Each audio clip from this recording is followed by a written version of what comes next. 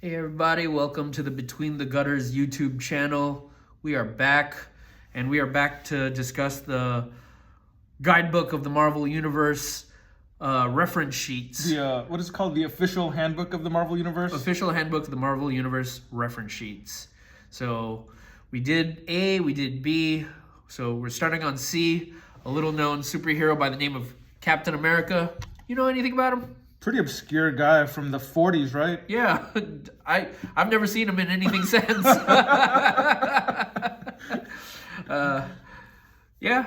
Captain America, Steve Rogers, probably one of the most well-known superheroes now that we can think of. Yeah. You got love for him? I got a lot of love for Cap. Yeah. He's definitely one of my favorite Marvel characters. Yeah.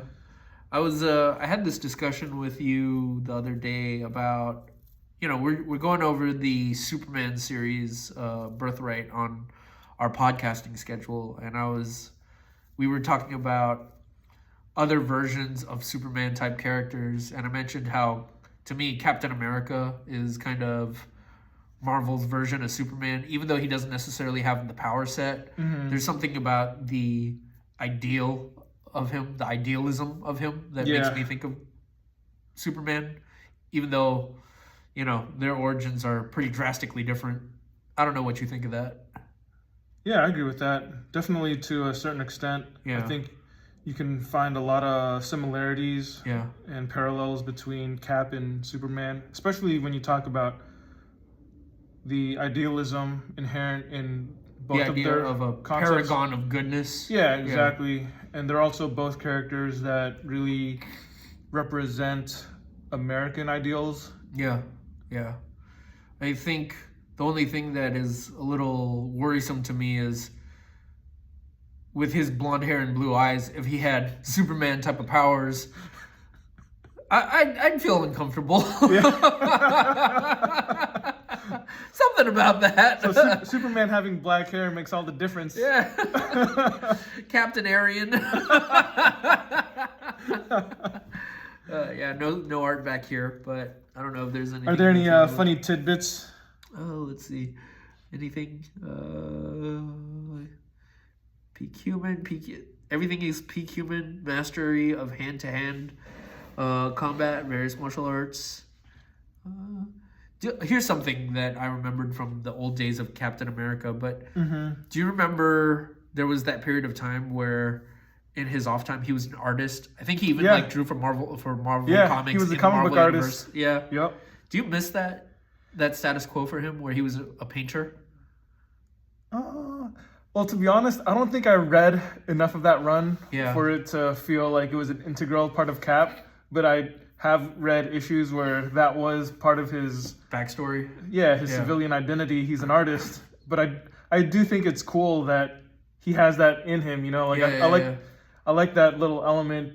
I mean, not every writer touches on that. Yeah. But it is something cool about Captain America. Yeah, I remember So Captain America was another comic that I wasn't able to get as a kid. I just didn't have access to Captain America comics. But I think primarily because of the movies and the few Captain America comics that I did read, it just became ingrained in my memory that, he was a painter, And I didn't think about that till just now because it just felt like it was something that was just kind of a foregone part of his backstory, and it feels like it's just kind of fallen by the wayside in recent years.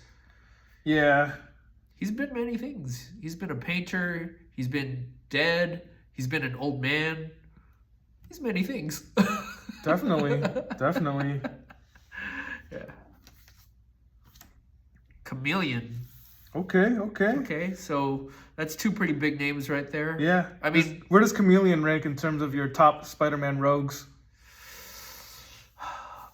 In terms of power, I don't think he's one of the most powerful villains, but I do think he's a pretty dastardly villain. And the thing about him is, his power set is just that he mimics what other people look like. So it's not really so much about beating Spider-Man in a fight as much as it is about ruining the lives of people with subterfuge. I can get behind that. Yeah, That's a good yeah. concept for a villain. There was that one story by Paul Jenkins. Yeah, I love that was one. written about the chameleon where he faces off with Spider-Man on Brooklyn Bridge. I think it was Brooklyn Bridge, yeah. And part of Chameleon's backstory was that he was actually really close to Sergei Kravinoff, and when Sergei Kravinoff killed himself, it really affected Chameleon. Yeah. Yeah. So he's definitely not in like the A tier, but I consider him like a B tier villain with a lot of room for growth. Yeah, I agree with that. Yeah. Sometimes his power set can feel kind of hokey because he's a master of disguise, and so often it just feels like comic books treat that as he's like a shapeshifter practically, right? Yeah. Like, and I mean, has shapeshifting's not really part of his spiel, right? Like he's just a master of disguise, but does he have some kind of like superhuman element to his abilities? I don't think so. Well, like, I know how we can find out. Yeah, flip it. Let's see. Okay, he does have some superhuman element to it. What do you got? The chameleon's malleable flesh can assume the features of virtually any human being, limited only by the chameleon's wild imagination. Limitations. It is assumed that the chameleon can only imitate the forms of people who are similar in size and weight to himself, without external devices such as hologram projectors. Wait. So his kryptonite is people with fat faces or short people? I assume so, man. So I guess he can't impersonate Puck. He can't impersonate the Blob. Yeah, he can't impersonate the Slug. Or Kingpin. Yeah. Or Bullet. Okay. Remember Bullet from last time? Yeah. Yeah. Source of superhuman powers, serum, and physical treatments. Yeah. There you go. Here's what I will say about Chameleon. This is one of the biggest like missed opportunities, but I always thought that his main villain should have been Ant-Man, because chameleons and ants, right? and the other thing is, like, Ant-Man's whole thing was he was like, when they first started writing him, he was like a spy buster. Yeah, and that's chameleons, true. I think part of his backstory is he's a former Russian spy. Yeah. Yeah. They're meant for each other. Did Nick Spencer ever do a chameleon story when he was writing Ant-Man? I don't remember. I haven't read his run on Ant-Man. I can't remember. Yeah. But it also makes sense because the whole thing of Ant-Man is he gets tiny and like he sneaks around in places, and the whole thing with Chameleon is he changes his appearance so that he can sneak around in places. So it could be a comic about them doing like this cat and mouse battle where they're trying to catch each other. Yeah. Like, it's a total missed opportunity. Dang, man. Somebody from Marvel is going to listen to this, hopefully, and rectify that travesty. Just give me my credit or pay me my bucks. I don't care. One of the two. Champion. Oh, yeah. Yeah. I don't really know him except through you. Like, I've heard you made reference to him. Like, I think you said, didn't Thanos have to beat him in order to get one of the gems? Yeah. Champion had the power gem. So if you read Thanos Quest, which was a 2-issue... You found that recently at a sale, didn't you? Yeah. I mean, I already had a copy of my own, but I found another copy for one of our friends. And I didn't reread it, but I flipped through it again, and it did remind me of Champion because... Yeah. That was the one thing that he was known for? Yeah. Was getting beaten by Thanos? It was that and getting beat up by Thing in a boxing match, I think. So Champion's thing is he just gets beaten up by people. Yeah, but he always pushes them to their absolute limits because he's a champion. Okay. Yeah. So his name is ironic. You come at the champ, you best not miss. Let's see. Yeah, so there's a little note here in his bibliography. Thanos Quest number 1. He battled Thanos on the planet Tamarata, tricked by Thanos into causing seismic disruption that destroyed Tamarata and forced to forfeit his Infinity Gem in exchange for transport to another planet, caused by Thanos to fall to another world. So what ends up happening in their fight is that Champion is so strong, right? Like, what he ends up doing in their cataclysmic clash is he jumps up hella high, or I forget if he jumps or uses the gem or something, but he gets up hella high into the stratosphere or something when they're fighting, and he like flies down and like crashes into the planet where they're fighting. But he's so strong that he destroyed the entire planet. Dang. And because of that, he had no like. He was just floating in space. He was like dead in space. Like, what do I do now? But Thanos, dude, Thanos got his chair, right? Yeah. So Thanos is all right. So he's like, hey, I'll transport you to a planet if you give me your gem. So Champion's like, okay. That sounds pretty lame, dude. What a way to lose. And because of that, he got all the Infinity Gauntlet gems, and he was able to like wipe out half the universe. Hey, nobody ever said champion of the universe was intelligent. Like, let's look, powers and abilities. Intelligence, normal, but strength is incalculable. I'd say it's less than normal. He's pretty dumb. But speed, superhuman. Stamina, immeasurable. Durability, demi-godlike. Okay. Agility, metahuman. Reflexes, metahuman.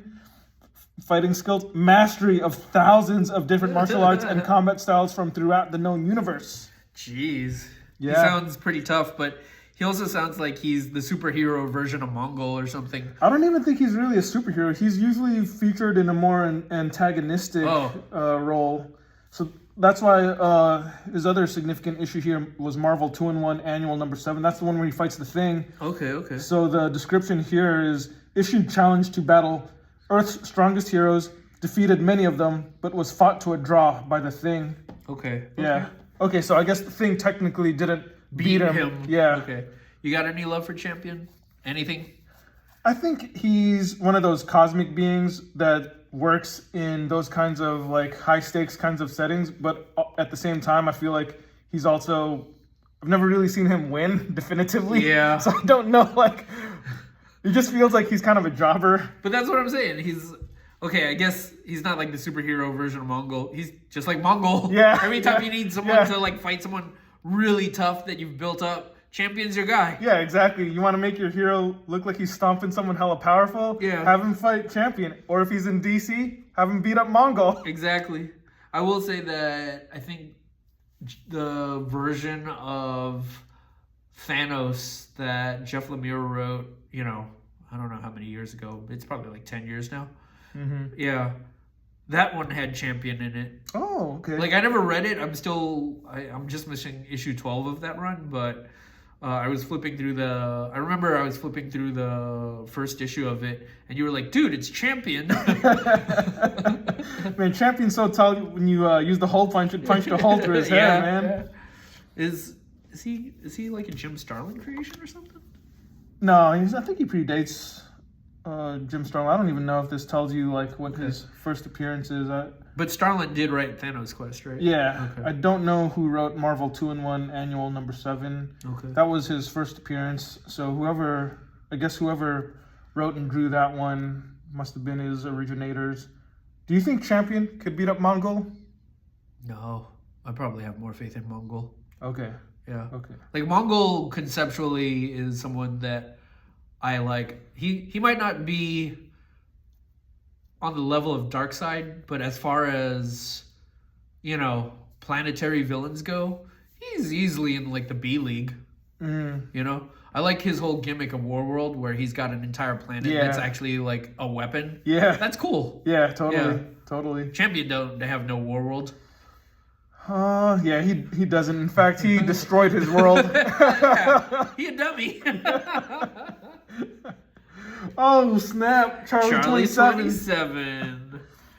The only thing I know about him is I think in the Guardians of the Galaxy movie, he was Sylvester Stallone. I'm pretty sure that was... Oh, that was his character? Okay. I'm pretty sure he was Charlie 27. Okay. Yeah. I forgot who and it he kind of was. makes sense because he's kind of this 90s, like, gun-toting sort of dude. Gun-toting tough guy. Yeah. Yeah. Wait, I forget. Did these reference shoots come out in the 90s? I believe so. Okay. Yeah. Not the late 80s. They kind of feel like they have an 80s design aesthetic. I know some of them came out, like, the first half of them came out like kind of in the late 80s, and then later on they came out with a batch of them you're right. the 90s. These have to be the 90s because that Champion one had the story from Thanos Quest, and that was early 90s. Okay, yeah, so these are from the early 90s. I remember this character mainly because of the Jim Valentino era Guardians. Did he create them? I feel like Charlie 27 might have come from the old Guardians from... Okay, first appearance, Marvel Superheroes Volume 1, number 18. Yeah. Don't know what that is. But just looking at some of the comics that he first appeared in his key issues, in his significant issues. He's got a lot of them. He's surprisingly, he predates the 90s Guardians that we grew up with. Yeah.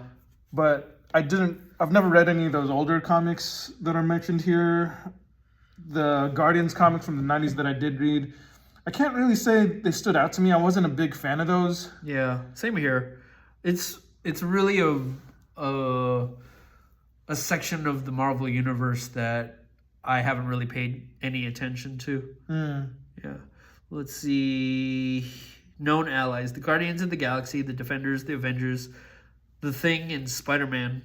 Major enemies: the Badoon Empire, Korvac, the Stark. I don't know who that is. That's totally the Stark. Yeah, okay. There's just someone named Force, Malevolence, Ranor. Okay, I don't know. Okay, Rancor. I think Rancor is the 31st century version of a female Wolverine. I'm pretty sure. She looks like Wolverine. She's got these sharp claws and gigantic, what's. Yeah. I think I kind of remember her. She kind of looked like Wolverine mixed with Grace Jones or something. Yeah. I'm pretty sure that's her. I'd have to look it up online just to double check, but I think that's her. Yeah. I don't know. You have any love for him? Not specifically, but I don't necessarily hate him either. Yeah. I do think it's funny that he's 6 feet and he weighs exactly 555 pounds. What I thought was funny is his dad, his family is Charlie 26. I forget where that was. Known relatives. Charlie 26 is his father, and Mabel 17 is his mother. Okay. So I guess he's got numbers. I don't know. All right. Who is this dude? The Contemplator. He contemplates. He looks like a poor man's watcher. Yeah. Yeah. I think his quote is, "I will contemplate and then destroy you." Oh, man. The first thing that I noticed about him is, like, he's got, like, some oranges that he's hiding in there. He's smuggling oranges, this guy. He's got, and his, like, proportions are kind of weird. Yeah. He's got, like, this, his head definitely looks bigger than his body. He's got tiny feet. He's got, yeah. His, like, if he were a real person, I bet his feelings would be hurt the way we're judging him. He would have to contemplate all of our words. He'd have to contemplate whether this is a look that works. It doesn't. Let's see, anything? Let's see, his real name is Tath Kai. Yeah. Former occupation: philosopher, teacher, investigator of reality. He's a would-be conqueror. By the way, what was that Brother Toad? We were talking about him in one of the earlier videos, and then he sent me a picture of it in the Eternals trade paperback you have. I went and found him in my copy of the Eternals by Jack Kirby. He's a Silver Surfer villain. Yeah, there you go. He's a villain to Captain Reptile. Reptile? Yeah, that was another character from those 90s, late 80s Silver Surfers. Katati, Galactus. Man, this guy's got, like, some powerful enemies, but I'm finding it hard to imagine. I think he might be an Elder of the Universe. Okay. Along with Champion. Superhuman physical powers. The Contemplator possesses a cosmic life force which grants him a variety of superhuman traits, including a virtually immortal body, immunity to aging and disease, and imperviousness to conventional injury through regeneration of any injury, ability to channel cosmic energies to increase physical abilities to superhuman levels. Whoa. Currently, due to the Elder's machinations against death, he cannot die. It's pretty funny to me when like they create these characters that are just stacked with powers. Yeah. But they just look pretty bizarre, or they don't look like they live up to the power set. You can tell that they were just like throwing everything in there to try to sell them. Here's something funny. You read through his bibliography; it's got all the significant issues that he's appeared in. There's a lot of Silver Surfer stuff, and I've got those issues, so I should go back and revisit them. Yeah. But there's a note here. Note: the behavior of the Contemplator in the Silver Surfer stories was radically different from what they were in his previous appearances, suggesting either that the Contemplator underwent a major personality change, or that there may be more than one entity calling himself the Contemplator. Wow. They really give themselves an out there. Yeah, well, just call it a retcon. Jeez. Here's the thing. So between him and Champion, it feels like we've seen quite a few, like Silver Surfer pop up quite a few times. Mm-hmm. And it's just... Airwalker was in one of our other videos. Yeah. But that's the thing. Whenever I think of Silver Surfer, the main enemies that I can think of are Galactus and Thanos. I don't know. Do you consider Ronin one of his? Not really. I mean, they kind of operate in the same circles. But they're not, like, exclusively... like enemies to one another, right? Right. So as a kid, whenever I saw Silver Surfer, I was really into the fact that like he had all this power and he fought Galactus and Thanos. Like those stories always sounded cool. Yeah. But and Mephisto was probably his. If you had to name his big three villains, those were his big three. But I really couldn't name. Wait, so his big three villains are Galactus, Mephisto, and Thanos. Okay. Yeah. I would also add existential loneliness. Oh, okay. Yeah, that's a huge Silver Surfer that's villain. That's the one that cripples all of us. Yeah. Here's a question. Of the heralds that are villains to the Surfer, mm-hmm. do you have a favorite? I would say Terrax. Yeah. He's the one that makes the most sense. I mean, we talked about Morg when we talked about Airwalker. Uh-huh. And Morg could work, but I just feel like I haven't really seen him in enough decent comics. He's fallen to the wayside. They built him up as like such a major villain to the Surfer, but after that story, I haven't really seen him anywhere. At least Terrax is kind of around. Yeah, Terrax is kind of around. I mean, we saw a version of Terrax. I don't know what the most recent version we've seen him in. But wasn't he in the Hickman? He was in the Hickman New Avengers stuff with the multiverse and everything, the incursions. But I don't know when we saw Morg at the last time. It's been a while, and I think that Morg is the character that kind of is emblematic of that 90s sensibility where he's just, crazy hardcore. He's badass. Exactly. He's got an axe. Terrax had an axe, but he was held back by like a sense of honor. Even though he's a villain, he's got like some kind of ethical code. Yeah. Whereas Morg, he'll lie and he's cheat. Just bad boy. Exactly. He's the bad boy of the Heralds. Exactly. And he's got long hair. Yeah. He drinks Mountain Dew Baja Blast. But I never felt like there were too many villains. I did read Silver Surfer in Thy Name recently, and that was a story that wasn't about villains that I did enjoy.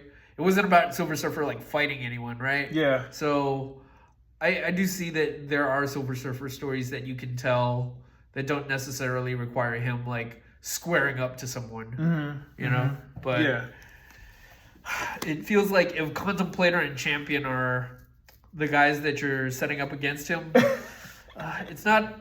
Yeah, it's not a great rogues gallery. I'm pretty sure I read those comics a long time ago, and I just don't remember because that's how little impression they left on me. Yeah, what's it called? In terms of heralds, I will say that I do have a soft spot for Firelord because I just thought the Fire Staff was cool. Yeah, but I don't even know what's happened to him lately. He's kind of just been nowhere. Yeah, I can't remember the last time we've seen him. Corsair. Oh. He's a decent character. Like maybe not in the A list of characters, but you know, he's pretty deep in the mythology of the X universe. Yeah. The father of Cyclops and Havoc. And Vulcan. Yeah. There we go. You like him? I do. I enjoy him. I don't know if his look holds up. I feel like he might be like this costume might be due for a redesign. It feels like they haven't really changed it in years. Yeah. Like if he's still around, it's at most they changed his haircut. Maybe got rid of the bandana. He was I read. There was that Rucka series. There was that Rucka Cyclops. Yeah. That had some early Russell Dauterman art. Yeah. And I remember that being good. He definitely made Corsair look cooler than this. I'll say that.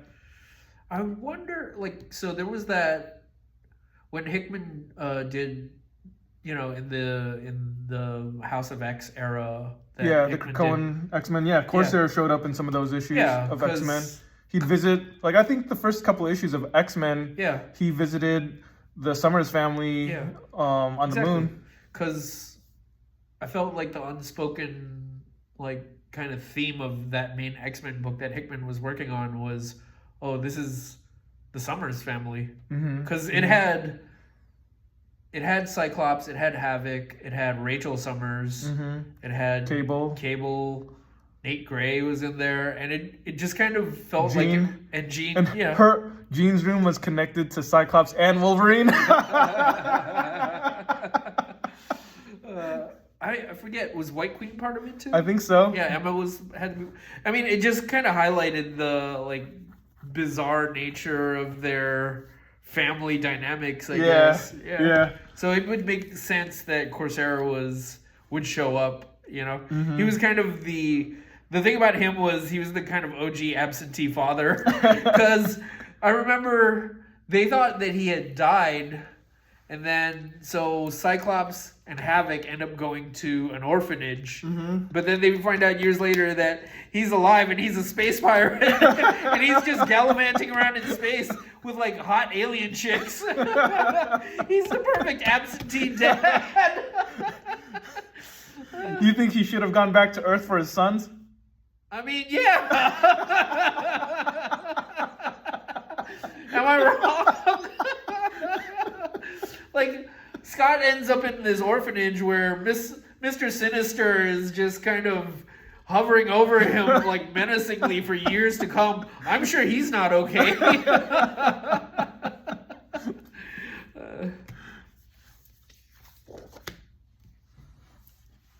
Yeah, like even look at this. He ends up becoming this swashbuckling pirate in space. Yep. And it's just like, so Dad, where were you all these years? You know, I bought a pack of cigarettes and I just never came back.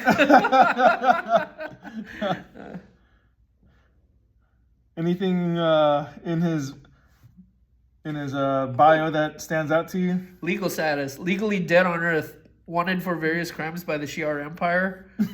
Okay. That's why he couldn't come back to Earth, man. He was already legally dead. Yeah, what was he going to come back to? Yeah, exactly.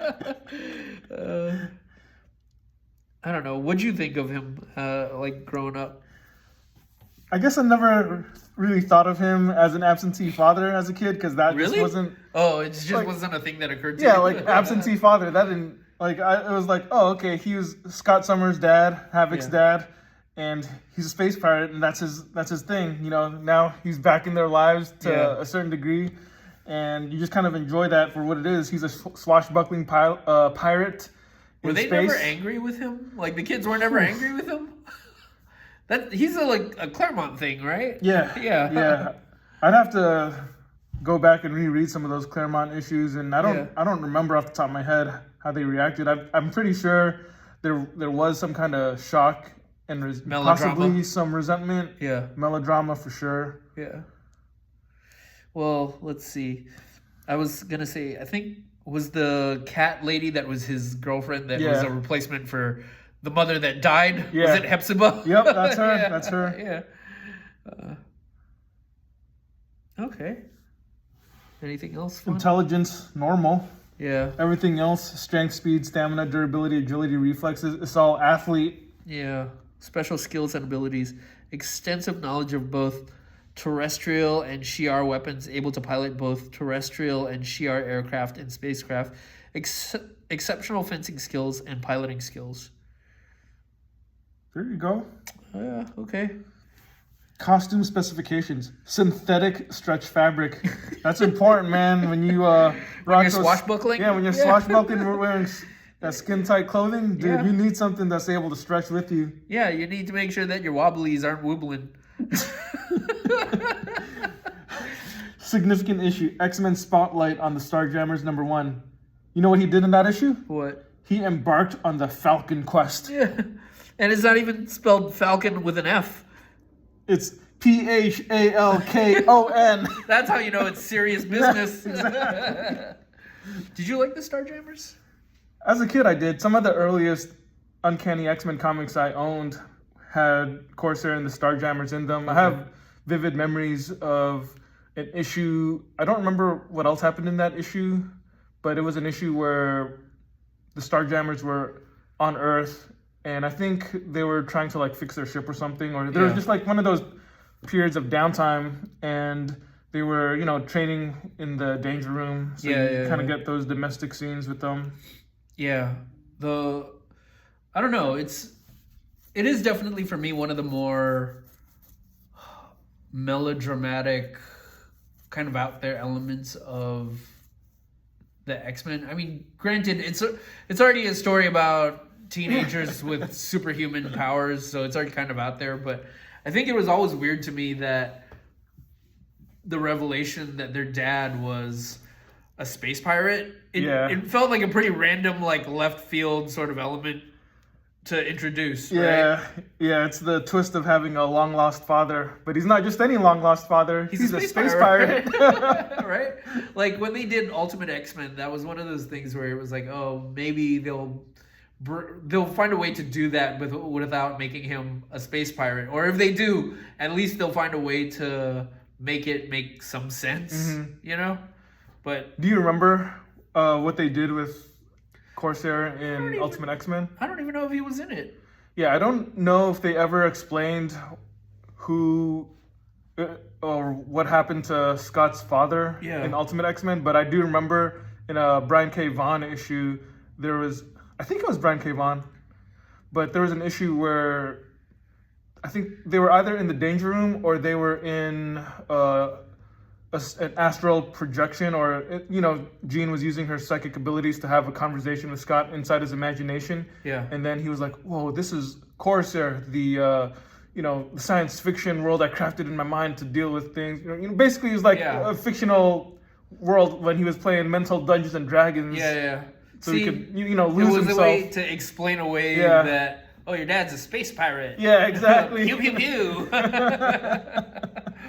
Yeah, it's definitely one of the harder elements to try to bring into or to reconcile, but hey, comics, right? Yeah, Claremont Comics. Yeah, I do have that one Starjammers miniseries by Warren Ellis. I mean, oh yeah, I still hold on to it in spite of the fact, but I should reread it. Yeah, it's been a while. I read that a long time ago too, and I still have my copy. I don't really remember anything about it. It's probably the best Starjammers thing that I could ever think of, but other than that, I mean, that it doesn't have a lot to compare it to. There's not too much. Yeah. Well, there's that Greg Rucka Space Pirate Cyclops. That's true. Series. Yeah. So, hey, that's decent. You got two things.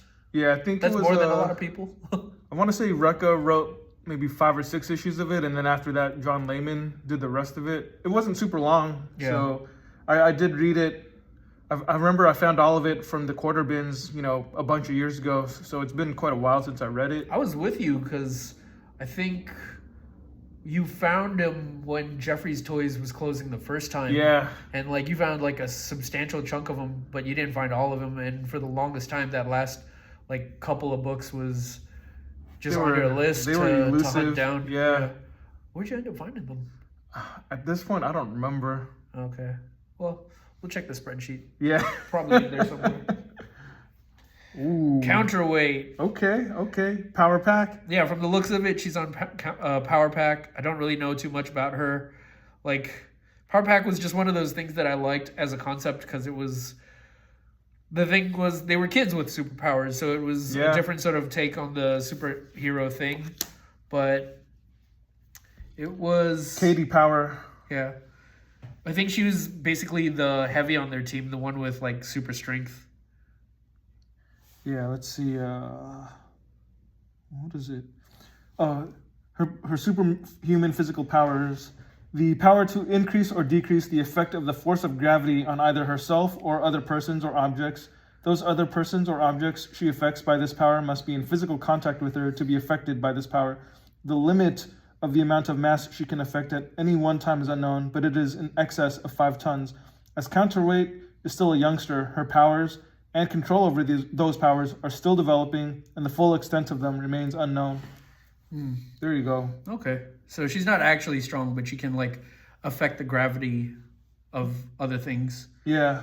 Yeah. Check it out, dude. Her intelligence is normal, so that means she's as smart as Champion. She might be smarter. I'm pretty sure Thanos wouldn't have been able to trick her into destroying the planet. Yeah. Yeah. She has superhuman stamina, but no fighting skills. Yeah. Yeah. Power Pack is a novel idea, but who is it? Who wrote it? What's her name? Louise Simonson? Yeah, she wrote a bunch of those Power Packs, and yeah. You've read a few Louise Simonson books. I've read a bunch of random Louise Simonson comics over the past year or two. Just comics that I found in the bins, be they X Factor or some Superman comic or just some other random comic. I mean, I did find some random Power Pack issues too. Yeah, she's not really a writer I think too much of. She's hard to read sometimes. She's kind of fits that era of writing style. Yeah. But I will admit that one of the things that I credit her with is the creation of Apocalypse. That's probably one of the best things that she's created. Yeah, and Power Pack. Yeah, for sure. I mean, I do enjoy the concept of the Power Pack. Yeah. They're a fun idea, especially when you're a kid. And you read, like, when I was a kid and I found old issues of Power Pack, I was like, dude, this is sweet. Yeah, for sure, right? Because it's the idea of being a kid, living with your parents, but having the secret where you're a superhero. Yeah, exactly. Like, we're constantly bombarded with the idea of, like, teenagers with superpowers or adults with superpowers. And, like, you know, as a kid, reading about how, oh, he wasn't able to pay his rent on time. Like, I don't think about that, man. Exactly. But, you know, I haven't seen a kid there and, like, doing grade school stuff and, like, imagining how they would slip away on a field trip to fight a supervillain or something. It's like, okay. Yeah. There's been some fun Power Pack comics out there. I remember, I want to say around maybe 24 years ago or so, there were some comics that were drawn by Gurihiru, the team that did stuff like Superman Smashes the Klan, and they did some Power Pack stuff. Nice. I don't really remember what the stories were about. I just remember they were fun because the art was cool. I would say that another take on it is, like, a better, more modern take is probably Runaways. Yeah. But even they weren't like kids. They were still teenagers. Other than Molly. Yeah. But, you know, it's a subgenre that we don't see too much of very often. Yeah. I remember a few months ago, I read an issue of Power Pack, and I don't remember if it was one by Louise Simonson or by another writer. Yeah. But it was one where one of the brothers, I want to say Alex Power, he kind of fell in with a bad crowd. Yeah. And like they tried to get him to start smoking cigarettes, dude. Okay. And it just like him meeting those kids. Was it a PSA comic? Basically, it was. Okay. It was basically a PSA comic, but it was just a regular numbered issue of the Power Pack series. I think I posted it on our Instagram feed with the hashtag cringe comic books. You gotta check it out. Cringe comic books. It was pretty cringy. Like there was some I'm sure it drove a bunch of kids to smoke. Probably. Either that or to become racist. Anything to avoid this cringe. Yeah. Oh, Crystal. Okay. Another well-known character, at least by our standards. She was an Inhuman. Well, I don't know. Like, wasn't her backstory that she was a human who didn't know that she was an Inhuman? Really?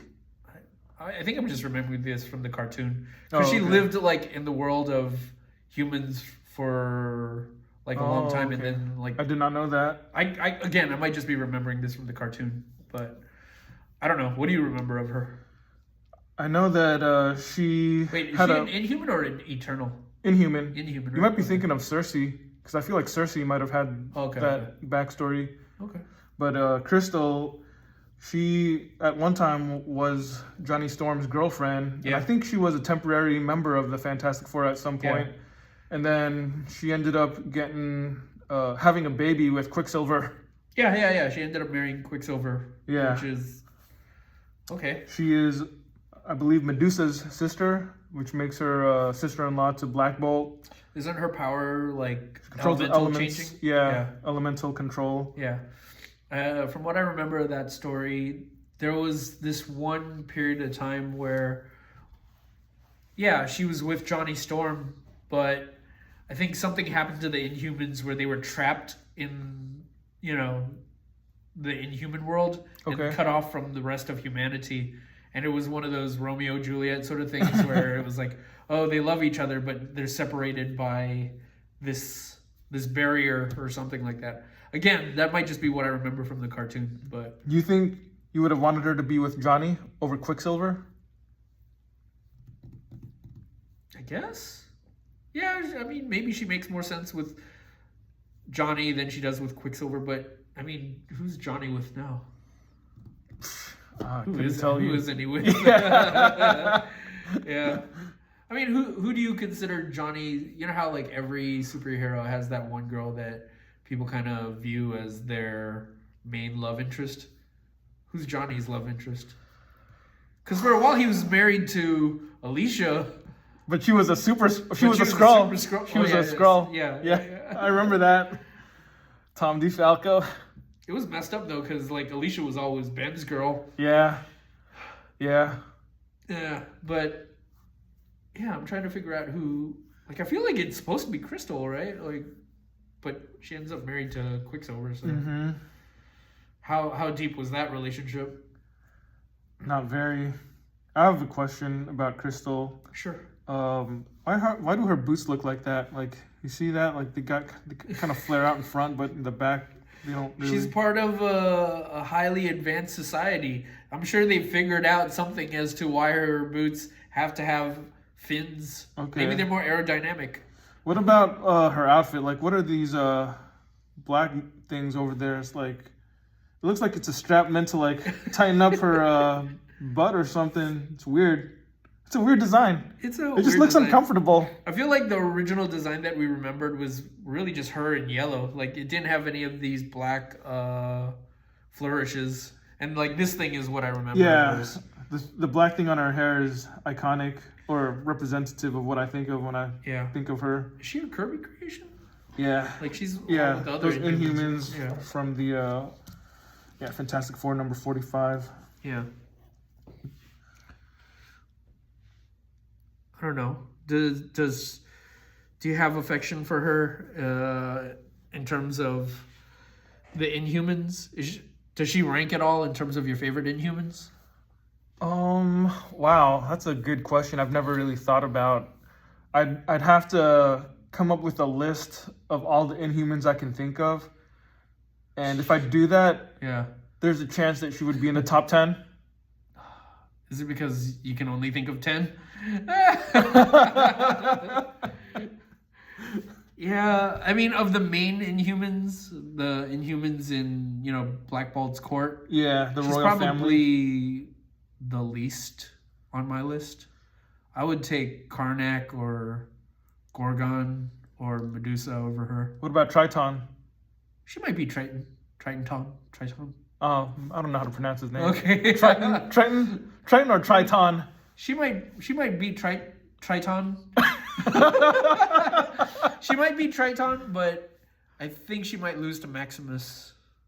Oh, okay. Yeah, I think he's more interesting than her. Okay. And I'm assuming that Black Bolt is number 1. Yeah. Okay. That makes sense. Yeah. Is there anyone that I'm missing? There are other Inhumans that have been added to the mythos. A bunch of the kids from the Paul Jenkins run or the Sean McKeever run. Yeah. Like, I don't really remember them, but like, if I'm trying to like boost her stats, then maybe I'd include them just so I could be like, oh yeah. Oh, does Kamala Khan count as an Inhuman? Or is she a mutant now? I forget. I'm pretty sure they retconned it so that she's a mutant. Okay. I don't know, man. Comics, everybody. Yeah.